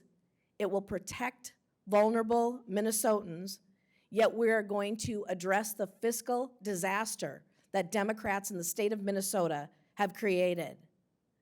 We can't take time blaming a new administration for problems that were caused over the last 2 years under one-party Democrat control. We have to work together. I have requested standing meetings with our governor 2 months ago. I'm still waiting for those to happen. But I look forward to working with my Democrat colleagues both in the House, in the Senate, and then with our governor as we go forward. With that, I would like you to hear from Majority Leader Niska. Thank you, Speaker Demuth. And, you know, it's been interesting to hear the way the Democrats have tried to distract and deflect from their failed record, and they want to talk about everything else other than what's happening in our Minnesota budget and in our Minnesota policy, in our Minnesota, as a result of Minnesota policies. But the reality is, and what we see in the budget forecast, is that our fiscal house is out of order at the state level, and it's out of order because our state economy is fundamentally out of balance. It's very clear when you look at the long-term budget forecast that our government is too big and it's growing bigger, and our private economy is being stifled by the massive increases in government spending, government taxes, and government regulation. If you just look at slide 18, it shows, contrary to the Democrats' claims of responsible budgeting, that in fact the structural imbalance, not looking at the carry forwards, not looking at where we are at our current cash position, the structural imbalance, the money going out compared to the money coming in, is bad, it's out of balance, and it's getting worse. It's actually doubling every budget cycle shown on that. It's $3 billion and then $6 billion. If you use inflation, it's $2 billion and then $4 billion if you're not counting inflation. Our budget problem is not because of including inflation in our budget projections. It's not because of anything happening outside of the state of Minnesota. It's happening because our budget, our government policies and our fiscal policies are putting a fundamental imbalance between the size of government and the size of the rest of the economy. And that's what Republicans are focused on, making sure that we do responsible budgeting, that we find savings where we can, but that we find ways to unleash the private economy so that we can pay for all of the government services that all of us expect to happen. So I'll now turn it over to our Senate Leader, Mark Johnson. Well, thank you, Leader Niska and Speaker Demuth. Appreciate it, and thank you so much for being here this afternoon. I'm Senate Republican Leader Mark Johnson, and I just am proud to have the opportunity to really set the record straight. Look, we've received 2 forecasts this week. The first one left a little bit of mess out on our roads, but the second one is going to leave a mess of our economy going forward. And so Democrats have clearly broken Minnesota's budget. The deficit that they are leaving behind is going to be a mess that we are going to have to be cleaning up this session, and we're going to be working hard for that. Their ridiculous spending of over $18 billion of our surplus over the last 2 years, the $10 billion of taxes that they've raised on our businesses and our families and our communities are really hampering the growth of this economy. Minnesotans sent a clear message, didn't they? Democrats' out of control spending has to stop. We got to put Minnesota budget first. Minnesota Democrats are constantly blaming DC, but there is no one to blame but themselves. They squandered the surplus, they raised taxes, they wasted $500 million in fraud. The reality is, Walz administration has grown spending to unsustainable levels. Minnesotans haven't experienced similar growth in their personal budgets and cannot afford to be treated as bottomless piggy banks right now. Simply put, Democrats have put us in an unsustainable spending path, and that will hurt every Minnesotan.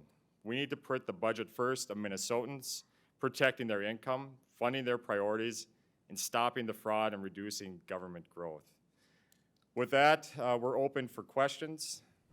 Many of your own members wrote a letter to the professional leaders warning those cuts potentially to Medicaid. Is that a feeling that you're not willing to vocalize? Are you worried about what may happen? I don't want a backlash from the president. What's fun, and thank you for that question. So it was about the letter that some Republicans have signed on to over the last couple of weeks here. I think what we were looking at there is, as this process is going in Washington, D.C., what is great to see is that it's no longer the status quo in D.C., and we're actually asking those tough questions of how we're going to be funding priorities, not just in Minnesota, but across the country. And so this was an opportunity to have that open dialogue, which for so long has been really a third rail, and we haven't been able to discuss. So now just being able to explore the possibilities is really refreshing. I think a lot of Minnesotans and across the country should be excited about what is happening, and everybody can have their input into that. What about the uncertainty, though, it creates potentially? The federal freeze, cuts, layoffs are not in this forecast.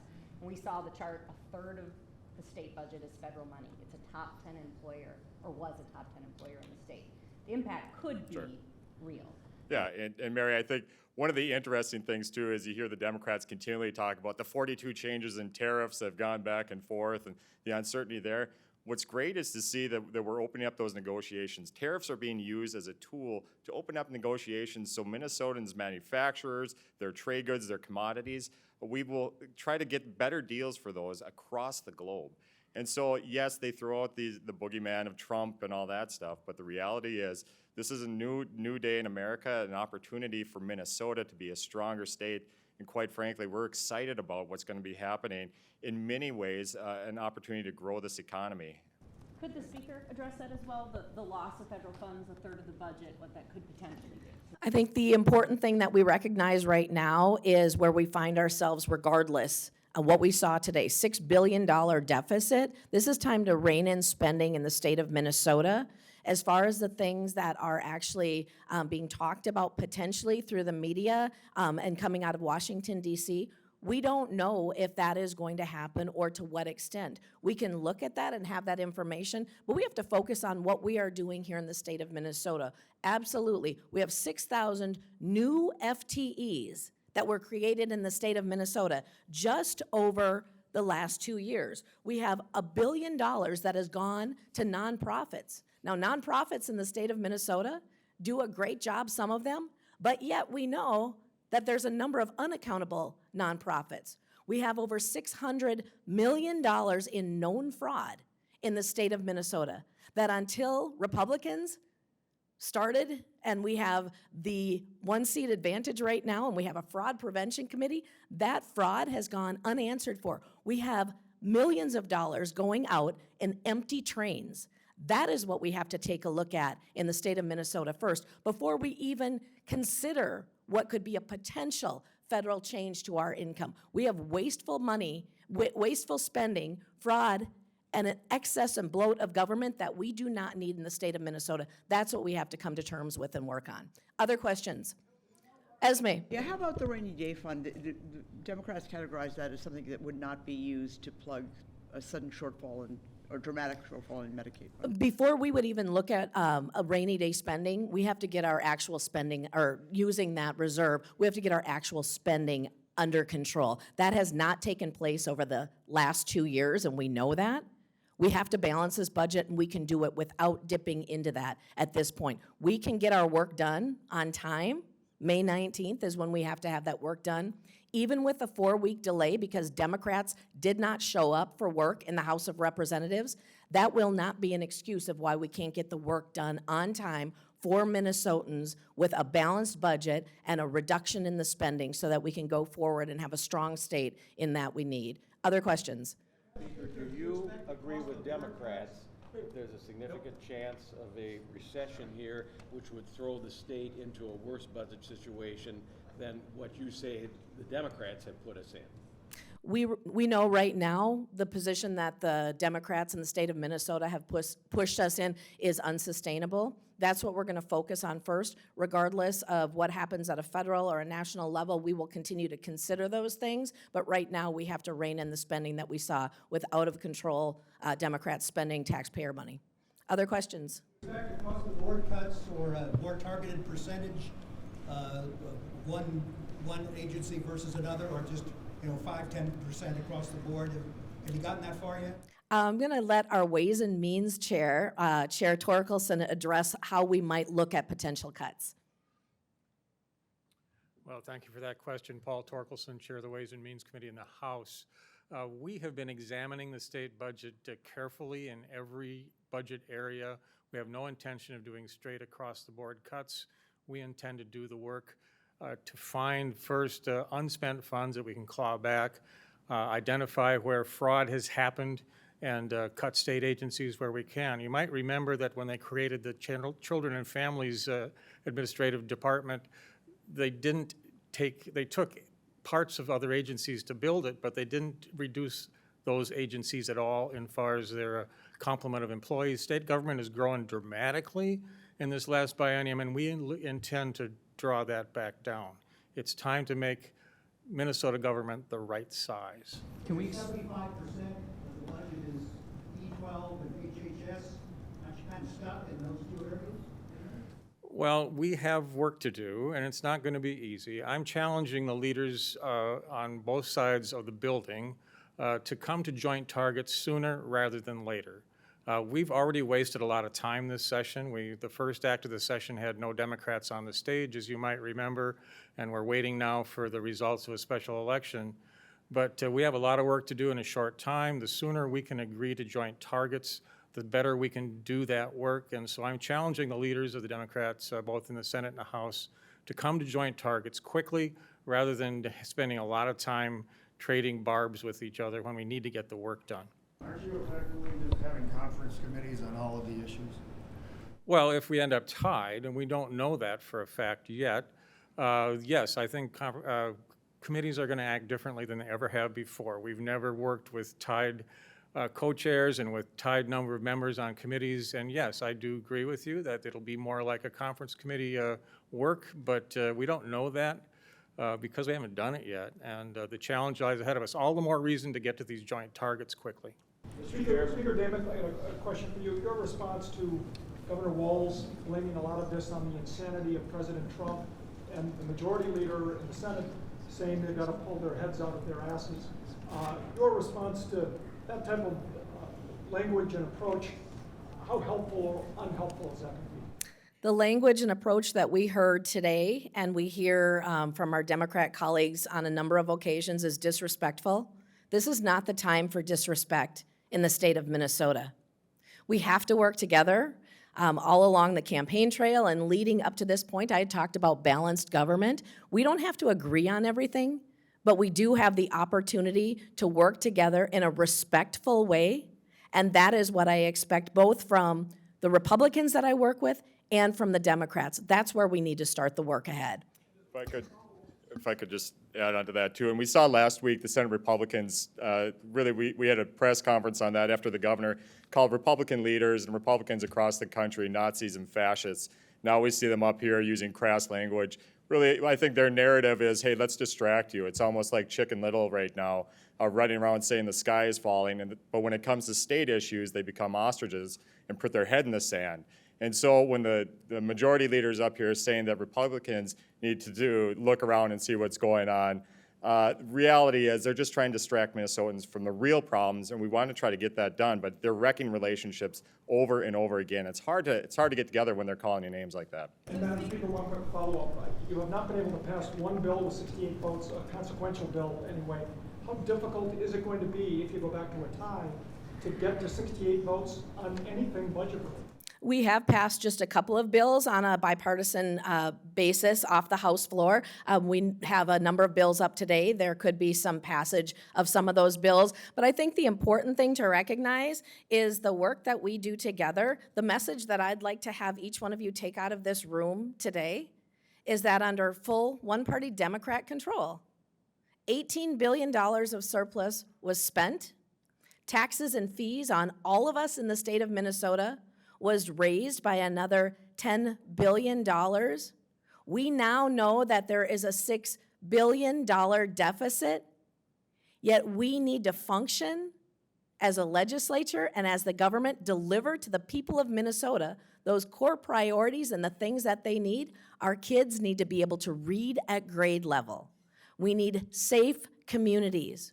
We have to reduce our taxes so Minnesotans can afford their lives, and we need an environment that we can all grow in where our businesses, our schools, our hospitals can succeed. That is the takeaway, regardless of the disrespectful language or the deflection to Washington, D.C.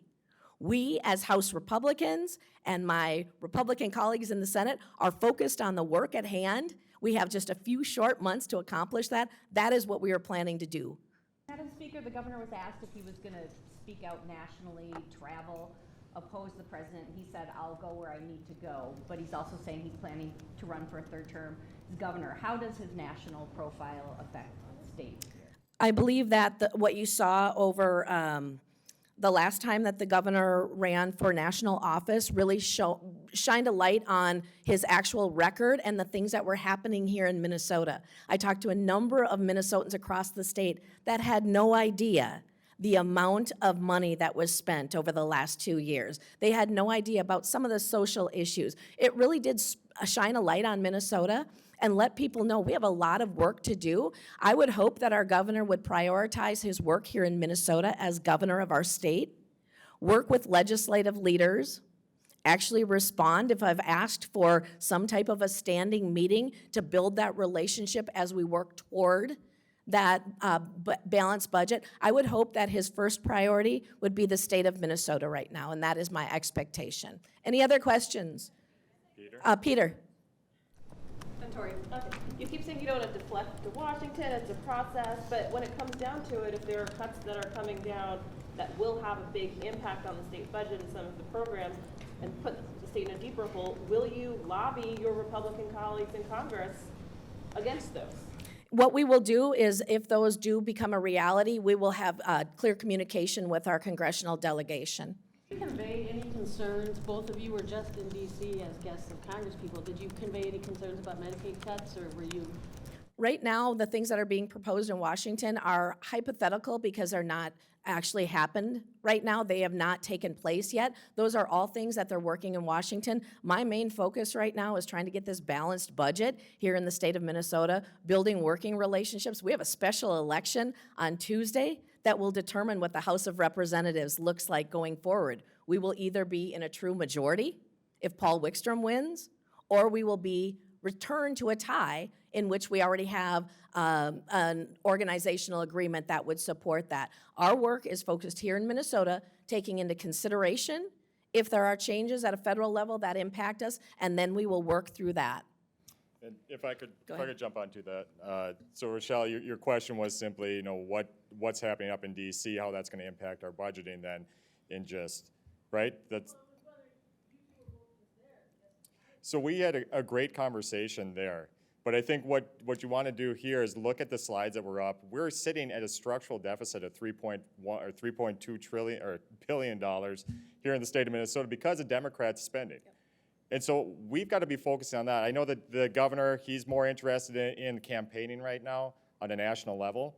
But the reality is we have to be looking at the numbers here in the state. And when you have a $3.2 billion deficit, let's address these problems first before we start getting into the hypotheticals of what's going on in D.C. I really think he did a good job at distracting a lot of folks out here, because this is the topic that keeps coming up. What about this over there? But the reality is we have issues right here in the state right now. That's our jobs. We're going to be working on that and focusing on that. And we've got an elected delegation out in D.C. that we've had great conversations with. Their reconciliation process is going to be continuing and ongoing. And we'll see what happens there, but voice your concerns with those folks. One more from Dana. Speaker Damon, this morning you mentioned that paid family and medical leave, potential changes could be a space to get some money back. Is that still on the table, and what are you looking at? We definitely have to look at the way that paid family medical leave is structured right now. What we have heard from businesses, from school districts, from hospitals, that this is not going to be sustainable. We have a program that hasn't even started, and it's already had to have additional money infused. The tax has been raised on every employer, which then can be passed on to the employees. And there's no minimum. If you have one employee, you're on the hook for this program that is going to create workforce shortages. It is potentially going to damage businesses in the state of Minnesota. Businesses can take care of their employees and provide what is needed. We're looking for meaningful adjustments to that paid family medical leave as we move forward. We've got a great team within our caucus working on that, and you will see those proposals rolling through as we move forward. We need changes to what is currently out there. Thank you.